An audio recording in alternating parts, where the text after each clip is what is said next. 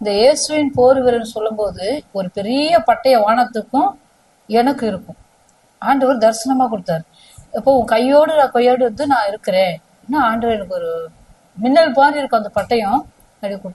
சில சர்ச்சைகள்லாம் போகும்போது பழைய ஏற்பாடு காலத்துல வந்துட்டு நடந்த ரகசியங்கள்லாம், அந்த ஆழமான தூதர்கள் எப்படி வந்தாங்க, எப்படி விழுந்து போனாங்க, அது என்ன பாவம் வந்தது, ஆண்டவருக்கு எப்படி பெருமையா பிசாசு இருந்தான், அதெல்லாம் கொஞ்சம் கத்துட்டேன். ஆனா இங்க வந்து நிறைய ஆழமா கத்துக்கிட்டேன் சிஸ்டர் மூலியமா. அதுக்கப்புறம் அந்த சிலுவையை வச்சுட்டு வழிபாடுறாங்க அது சொன்னாங்க.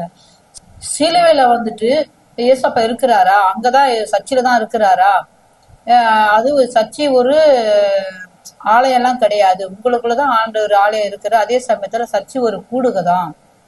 நீங்க நிறைய ஊழியக்காரங்க சர்ச்சையை வந்துட்டு நிறைய பேருங்க கேட்பாங்க, சபையாதான் கட்டுற, சபையை கட்ட அவங்க காசு வசூல் பண்றாங்க, ஜனங்களை மிஷினரியா அனுப்ப மாட்டாங்க.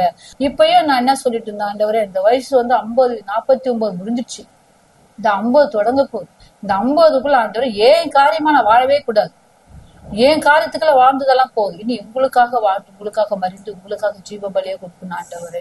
இன்னைக்கு கூட திருவந்து கொடுக்கும்போது ஆண்டவர் தான் எனக்கு திருவந்து கொடுத்தாரு, ஆண்டவர் தான் என் கூட இருந்தாரு. நீ மீச்சிங் சிஸ்டர் வாசிக்கும் போது பரலோகத்துல தூதர்கள் வாசிக்கும் நிறைய தரிசனங்களை எனக்கு கொடுத்துருக்கிறாரு எனக்கு ஆண்டவர் கூட. இன்னும் சொல்லிட்டே போலாம், கடல்ல இவ்வளோ இருந்தாலும் முத்து எடுக்கிற மாதிரி சில காரியம் தான் எடுத்திருக்கிறேன். ஆனாலும் ஆண்டவர் எனக்கு அற்புதமா செஞ்சாரு. அம்மா மூலமா பெரிய பெரிய காரியம் செஞ்சாரு. பெரிய கர்த்தருடைய நாமத்துக்கே